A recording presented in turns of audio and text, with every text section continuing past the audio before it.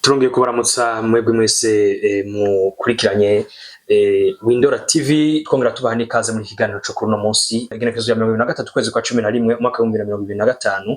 Rero mu biganiro biherutse twagiye tuganira ibitandukanye. Uyu munsi rero ntimuze gucikwa aho twabahinduriye twateguye ikiganiro cerekeye aho tuzogenda tuganira ku ishirahamwe mpuzamakungu ONI twakuze twumva ariko rimaze imyaka myinshi mbere muri bamwe no muri mwebwe mudukurikiye harimo bamwe iyo myaka vy'ukuri isa nibaruta. Rero uyu munsi kuri Windora TV twabazaniye umutumire umuhinga cyangwa se ubusanzwe akurikiranira hafi ivya politike araza kugenda atubwira bimwe yaduteguriye. Rero nkuko narimo ndabibabwira kumwe n'umutumire twotangura tumuramutsa anatwidondora. Ndabaramukije cyane ndanabashimira kuba mwiyumviriye kuntumira nkuko wabivuze. Rero jewe ntabwo ndumuhinga ntihagire uhava yiyumvira ko ndumuhinga kabuhariwe mu byawo ni canke mu bindi byose, ahubwo ndumuntu nkunda gukurikirana amakuru. Iyo rero umuntu ampamagaye akavuga ati reka ugire ico ubwiye abarundi abanyafrika, ni ibintu binezera cyane. N'uyu munsi rero ndanezerewe cyane gose. Mbega bwana Isayi, mbega irishirahamwe twakuze twumva ryoba ryashinzwe muri iyo ntumbero? Abantu benshi rero urumva, abantu benshi kenshi dukurikirana amakuru tuba twumvise ku radio ku mateleviziyo, ayo nayo kenshi aduha amakuru, novuga amakuru ari officiel, amakuru urazi ibintu imvugo officiel, ibintu biba biri officiel kenshi biba ari ibintu biba byateguwe kugira ngo bibwirwe abantu kumbure ntibiyumvira ibibazo vyinshi. Rero mwisanzwe ONI yavutse inyuma y'intambara ya kabiri y'isi yose mu 1945 itariki 24 z'ukwezi kw'icumi niho novuga ko ONI yatanguye gukora mu buryo bwemewe n'amategeko, canke niho yatangura gukora ku mugaragaro. Ariko iciyumviro cyo gushinga ONI cari cabaye imbere gato, cane cyane ko birafitanye isano n'intambara ya mbere y'isi yose, kuko intambara ya mbere y'isi yose igihe yahera barashizeho umuryango bise Société des Nations, aho turi mu 1918. Intumbero ya Société des Nations kwari kugira ngo ifashe ntihazoze hararinda kuba intambara, ahubwo ibihugu bizoze biraronka uburyo diplomatique cyangwa uburyo bwo kuganira intambara ntiyongere kuba, na cane cyane ko intambara yari ihejeje guhitana abantu benshi cyane. Ibihugu rero bikagira amakenga bivuga ati izi ntambara nizaguma zibuko abantu bazogera igihe bicane bamarane. Rero baca biyumviraho gushiraho Société des Nations. Ariko rero Société des Nations nayo yagiye iragira ibibazo, yagiye iragira ingorane, mbere bituma umugambi wari watumwe bayishiraho, umugambi irawunanirwa. Cane cyane hari imvo nyinshi zatumye inanirwa, kumbure tuzoronka kandi kajye ko kubivuga. Hanyuma rero nicatumye inanirwa cyane nuko umugambi wayo wari wo kubuza intambara, hanyuma intambara ya kabiri y'isi yose iraba, byerekane ko yananiwe. Cyo gituma rero ibihugu bimaze kubona intambara ya kabiri ibaye, cane cyane president yatwara leta zunze ubumwe za Amerika Roosevelt, ni nawe novuga ko yabaye mu bantu bakoze cyane kugira ngo ishirahamwe mpuzamakungu ONI ribeho. Rero inama zarabaye, hari yabereye Yalta muri Crimea mu 1945 mu kwa kabiri, ari naho bavuganiye intunganyo y'ibisata bikuru bigize ONI.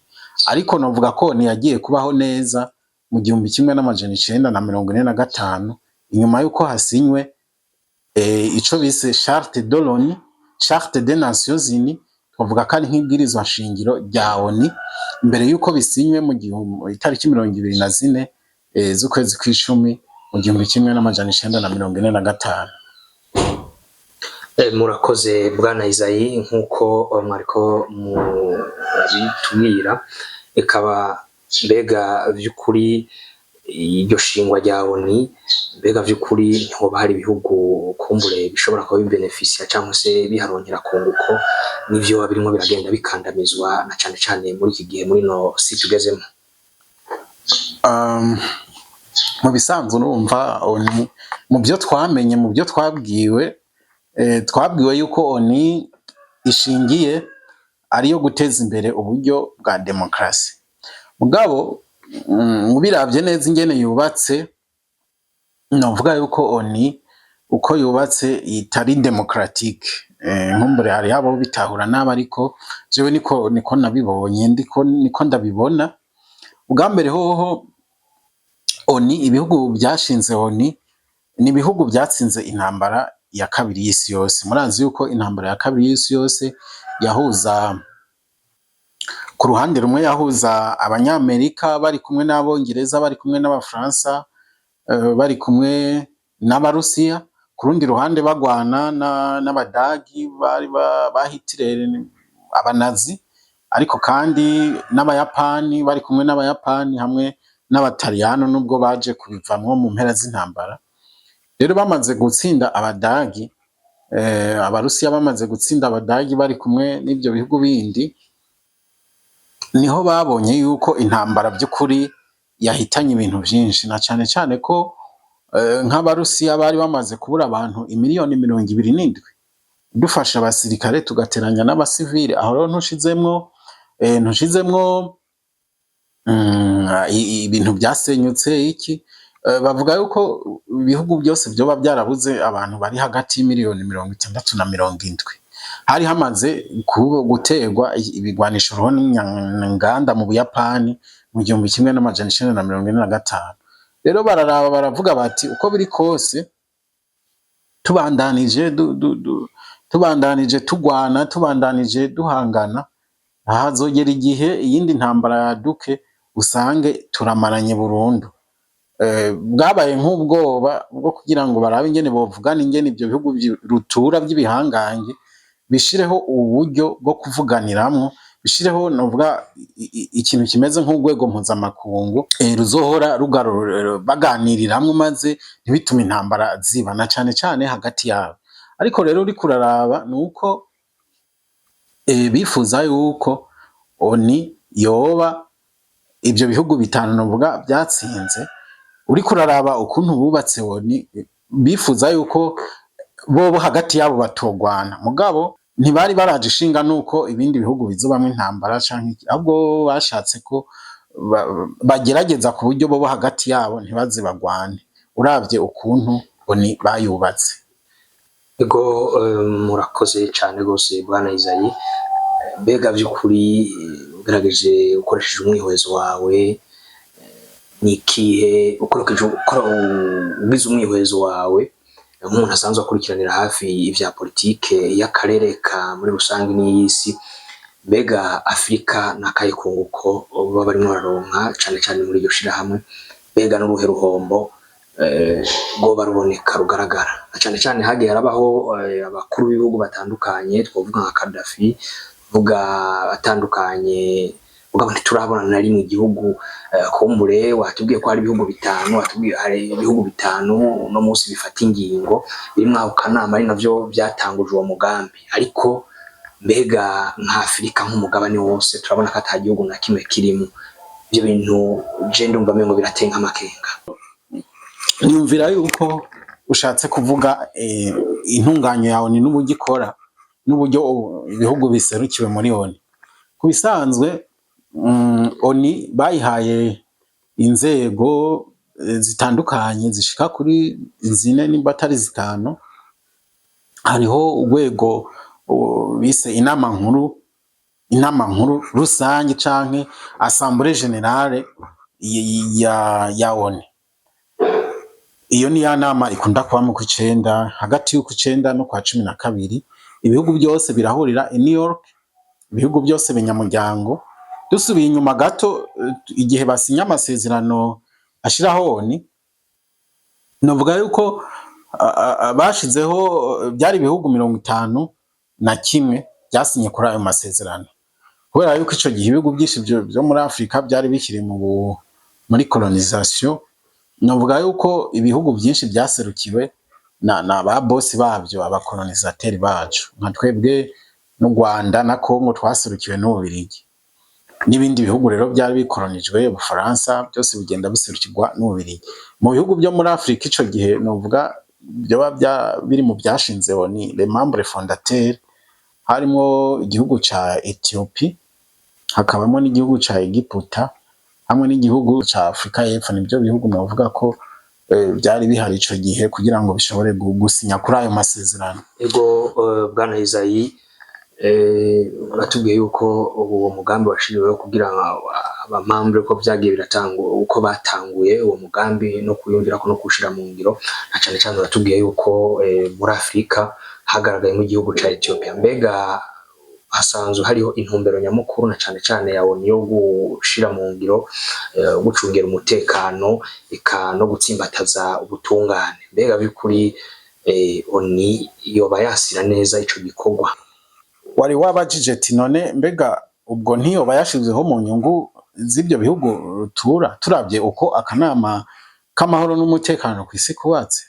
Kwisanzwe abatsinze intambara ya kabiri y'isi yose nababwiye ko urabye ingene bubatse ONU, intumbero yabo ntabwo yari yo kubuza ko intambara zibaho kw'isi, oya, ahubwo kwari kugira ngo intambara ntizibeho hagati y'ibyo bihugu nyene, ibyo bihugu rutura. Twavuze hepfo yuko bari bafise ubwoba yuko intambara ibihugu by'ibihangange bigwanye hononekara ibintu byinshi. Rero barashizeho akanama k'amahoro n'umutekano. Ako kanama rero bagahaye, usomye nko muri article ya 23 y'iyo charte des Nations Unies, urabona yuko bafashe ko akanama k'amahoro n'umutekano kajejwe nibyo kajejwe kubahiriza amahoro n'umutekano, karajejwe kandi gufatira ibihano igihugu carenze ku mategeko mpuzamakungu canke charte des Nations Unies. Niho uzoza wumva ngo ONU yafatiye ibihugu nka Korea ya ruguru, yafatiye ibihano ibihugu nka Korea ya ruguru, za Iran. Ni muri iyo ntumbero bibanza kwemezwa n'akanama k'amahoro n'umutekano. Rero akanama k'amahoro n'umutekano nyene bakubatse mu ntango kari kagizwe n'ibihugu 11, kuko ibihugu ntibyari byinshi ku isi ico gihe, byinshi byari mu bukoroni nabivuze. Rero ibihugu 51 nibyo byashinze ONU nkuko nabibabwiye. Rero akanama k'amahoro n'umutekano ico gihe bashinga ONU kari kagizwe n'ibihugu 11, bimwe bitanu navuga Uburusiya, mugabe ico gihe nibwitwa Uburusiya, mu byumve neza yari bwari leta zunze ubumwe z'Abasovieti, hamwe n'Ubushinwa, hamwe rero na leta zunze ubumwe za Amerika, Ubufaransa, hamwe n'ubwami bw'Ubwongereza. Nibyo bihugu byari bigize akanama, akanama k'amahoro n'umutekano. Ibindi bihugu bitanu rero byari ibihugu bindi, mugabo byo bidafise intebe z'amahoro, nubwo bigenda birasimburana.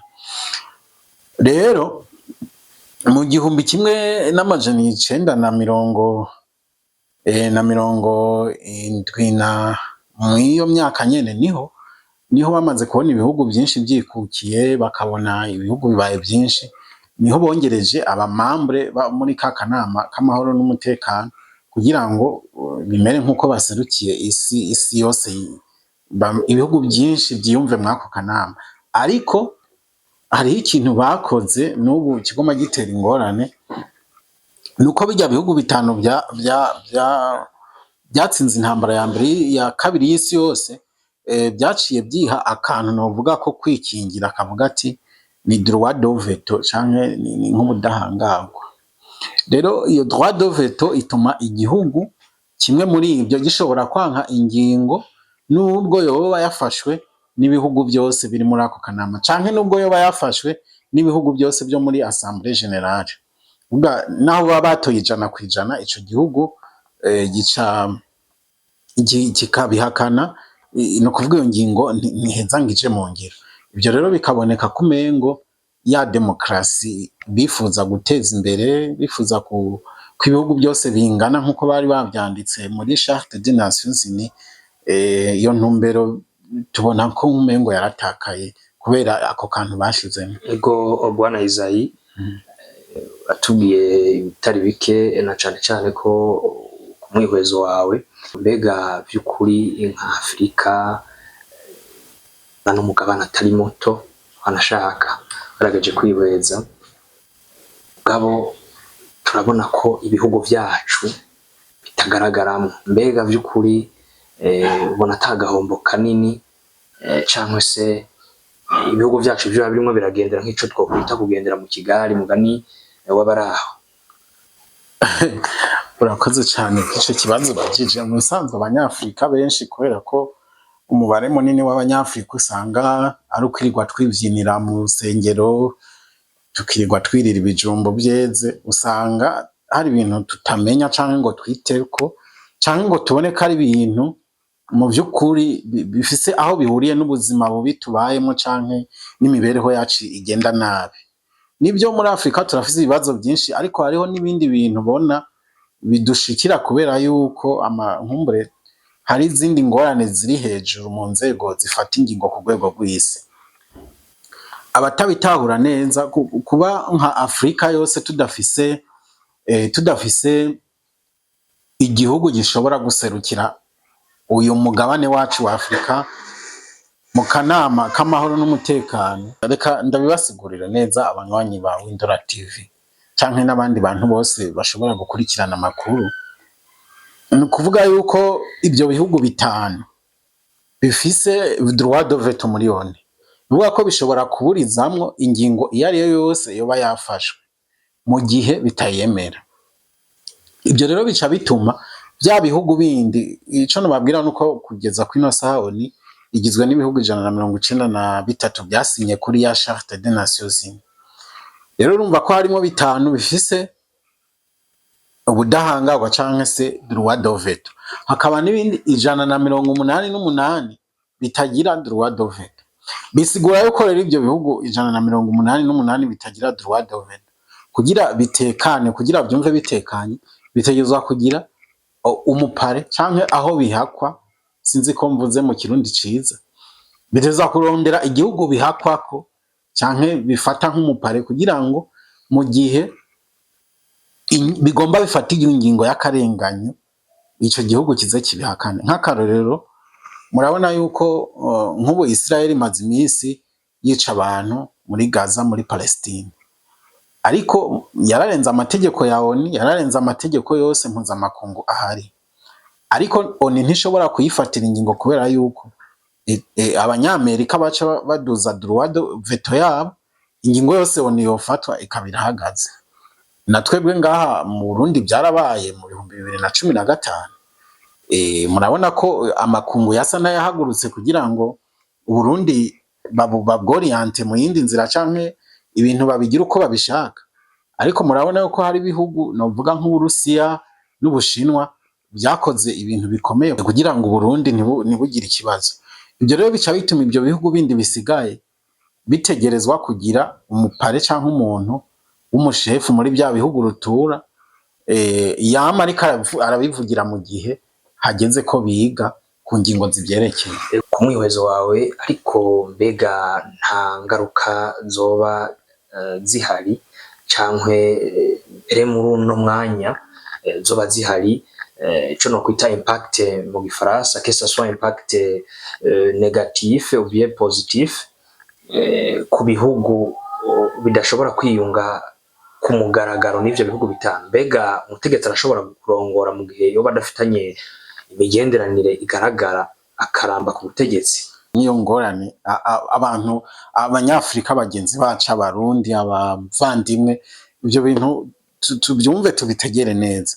Kuba umugabane wose nka Afrika udafise igihugu gifise droit de veto, bisigura yuko mu bisanzwe ubiravye neza bijya bihugu byatsinze intambara ya kabiri y'isi yose ari nabyo byashinze ONU, bisa nkuko mu mategeko bagabanye isi, nuvuga baragabanye isi mu ntumbero yuko ibihugu byose bitegerezwa kugira aho bibarizwa, no kuvuga utumvikanye n'abanyamerika ucugenda kurondera abandi bakomeye nk'abashinwa canke abarusiya mugiranira imigenderanire kugira ngo bazokuvugira, ariko abo nabo no kuvuga igihugu nticemera kukuvugira kuri gusa, byumve mu bitegere, igihugu rutura nticemera kukuvugira canke novuga kugushigikira kuguproteja kubuntu, nawe utegerezwa kugira ico utanga. Ibihugu byinshi byo muri Afrika ico byemera gutanga ni ubutunzi, les matières premières, amabuye, ugaca usanga nk'ubu nk'ishirahamwe nimba nka tufata akarorero nka Centre Africa, tufata akarorero nka Chad, nimba Ubufaransa aribwo buvuganira ako karere, uvuga amashirahamwe aje kuhimba ubutare mu ivyo bihugu, ni hamwe uca usanga bagize amasezerano ngo mwe muzotwara 20%, natwe dutware 80%, canke bakanabitwarira ubuntu. Ivyo rero bica bituma canke ugasanga abategetsi bamwe bo muri Afrika baca barondera ku buryo bikingira mu ivyo bihugu bya rutura, bakamera nk'abadandaza ibihugu byabo kugira barambe ku butegetsi. Ugaca usanga rero muri ico gihe wewe uwo mutegetsi nta kintu na kimwe kizomukuraho, shaka yica abantu, shaka afunga abantu, shaka akore genocide, nta muntu numwe azomuvugisha kubera yuko nibashikana muri ico kibazo arazi neza ko hariho igihugu yamaze kwishikana ko kizoca kivuga ati turavyanze. Rero ibyo bica bituma abanyagihugu canke abene igihugu bo muri Afrika mu bihugu byinshi baba hatamwizero bafise, usanga babaho ibihugu byabo byaradandajwe ku bindi bihugu bikomeye kugira ngo abategetsi bakingira ubutegetsi bwabo, ariko birengagije ineza canke inyungu z'abanyagihugu benshi. Rimwe na rimwe usanga abanyagihugu turiko turavuga twidogera abategetsi, kumbura ugasanga nabo sibo, ahubwo ukuntu isi yubatse ituma nyene ari uko bitegerezwa kugenda. Rero kugira ngo tuzoshike kwikukiranyako nk'ibihugu byo muri Afrika, haracakenewe inzira ndende, kandi dutegerezwa gukora ibintu bikomeye kugira ngo tubishikeko. Kuwo mwihwezo wawe tugeragaje kubitiza amaso inyuma, nko mu minsi iheze harabaye iterwa rya coup d'etat mu gihugu ca Madagascar. Si coup d'etat ahubwo abenegihugu bahagurutse baravuga bati umukuru w'igihugu ntitumukeneye, aho byaje kugaragara yuko umukuru w'igihugu yari ifise ubundi bwenegihugu bwo mu kindi gihugu, no cyane muri bya bihugu bavuga ngaho inyuma mu Bufaransa. Mbega kijya n'ikimenyetso nyabaki nk'umuntu asanzwe yihweza ibya politike bihujije? Oya, ni muri Madagascar byabaye, ariko niko bimeze. None si erega niko bimeze. Urumva muri Afrika igihugu gitegerezwa kurondera uburyo kirondera umuntu agihagararira muri bya bihugu bitanu. Atari uko naho ushatse kuvuga ngo wikukire wigenge, bashaba kugira nka kujya bagize Gaddafi. Mwarabonye ko Gaddafi bamwishe nabi ibihugu. Iyumvire ko Gaddafi twese turabibona yuko ari mu bantu mu by'ukuri barondera inyungu za Afrika. Ibaze ko Gaddafi bamwishe bakamuhondagura, bakamwica ku murango, ntihagire n'igihugu na kimwe n'ahantu na hamwe tubona bagize na manifestation, basi naho yoba ni y'abantu 10, ntihagire igihugu na kimwe gisohora n'itangazo na rimwe basi kiyamiriza iyo ngingo. Nuko mu biboneka ibihugu byinshi byo muri Afrika indongozi zabyo ntabwo bigenga, ntabwo mu by'ukuri batwarira Afrika, ni nkuko ari nk'intara z'ibindi bihugu. Rero tugarutse kuri ico ca Madagascar, mwarabonye yuko ujya mu president afise ubundi bwene gihugu, kandi siwe wenyene. Burya ugize amatohoza wosanga ari benshi mu ndongozi zitwaye ibihugu bafise ubundi bwene gihugu mwibanga. Nuko mu bisanzwe nyene baba bafise ba boss. Rero ijya coup d'etat yabaye muri Madagascar, twovuga yuko ntawubona neza ingene igihugu kibiri inyuma, ariko ikiboneka nuko nk'abarusiya umanze kubona ujya mu president ariho mushasha, imvugo yiwe urabona ko umengo abarusiya baratanguye kumwegera kugira ngo bakorane. Na cane cane uravuze ko kumbure abanyagihugu cyangwa se nko muri Madagascar byaragaragaye byaragaragaye kuko igihugu c'Ubufaransa nico carungitse indege byumvikane neza yuko hariho gukorana kwa hafi na hafi. Yego, hari gukorana kwa hafi na hafi. Mugabo hajya ngo uganjije baca baza gukorakora mugani w'abaraho. Rero novuga yuko iterambere ntizoshoboka mu gihe aboduserukiye cyangwa se aboserukiye abene gihugu ngaha muri Afrika batarimwo barashira mu ngiro imigambi y'abene gihugu. Biragoye kubera yuko urabye ingene amategeko yubatse, nakubwiye ibyo by'akanama k'amahoro n'umutekano n'ukungene nka Afrika yose idaserukiwe. Ibyo rero urumva nawe naho bogutora ejo canke nanje bakantora canke nuriya, mu gihe bikimeze uku n'ubundi twokwisanga natwe ataco dufise co gukora. Ni naco gituma rero mu bisanzwe hariho uburyo Afrika yokiramwo, ariko buragoye kuko uca usanga abakuru b'ibihugu bo muri Afrika nuvuga bari kohombi na biriya bihugu by'ibihanganye, ugasanga perezida ariho n'ibyo mugabo ugasanga ntakorera ku bintu by'abene gihugu, ntaraje ishinga n'ineza y'abene gihugu. Ugasanga nk'igihugu nka Guinée Equatoriale gifise abanyagihugu bake, gifise mbere na petrole, mugabo ugasanga abantu baho barabura n'ibyo kurya. Ibyo rero biva yuko Afrika ingene itwawe, isi ingene itwawe muri rusangi ntabwo itwaye mu buryo bwa demokrasi. Rero hariho abantu isi bayigabanye, bya bihugu bitanu byamaze kugabana isi. Wewe rero uje kuvuga ngo uje guhindura ibyo bintu, niwe wupfa. Rero ico kugira bigende neza, ico kugwa nk'abanyafrika nuko twemera tugatubika umukanda, kuko urumva igihugu kimwe nk'Uburundi kidoboye kikavuga ati twe turansa abakoroni, mugabo ababanyi bo bakaba babemera. Nuvuga mu gihe bazofata ingingo ibihano, igitangaje uzosanga n'ibyo bihugu bigenzi bya Afrika bivandimwe nabyo birajamwo mu gushigikira. Rero umuntu akibaza ati none Afrika bizogenda gute? Rero ikiguzi Afrika bidusaba nuko dutegerezwa misanzwe twokabaye dufise Leta Zunze Ubumwe za Afrika, ariko rero byaranse. N'uwari yagomba kubikora Gaddafi, mwarabonye ingene byagenze. Ariko ikibuze muri Afrika n'ubumwe. Rero ibihugu byo muri Afrika mu gihe tudafise ubumwe ngo natwe tugende muri ONU tuvuga nk'umuntu umwe duserukira ikintu kimwe cyitwa Afrika, umunyafrika bazoducura bufuni na buhoro gushika Yesu agarutse, nimba azogaruka kubamwizera. Bwana Isayi, turagushimiye cyane kuwo mwihwezo wawe. Dushimira cyane mwebwe bakunzi teze yo mitwizera neza ko mwagiye muhungukira byinshi. Rero turi kumwe twese birashoboka kugira ngo duhindure Afrika. Uyu munsi nejo byose birashoboka. Kugera no munsi turashobora gufata ingingo kumbure ibintu bikagenda neza. Turagushimiye cyane. Murakoze cyane, kandi dusaba abantu abanyafrika mu by'ukuri tuze turafata akanya dukurikirana amakuru, kuko urumva abazohindura isi, abazohindura Afrika yacu ni twebwe nyene. Nta munyaburayi akunda Afrika, ekaye nta munyaburayi twotega kurukiza. Nta oni mwumvise ingene bimeze. Oni ikorera mu nyungu z'ibihugu bitanu. Ibyo twese dukwiye kubyumva kandi tukabimenya.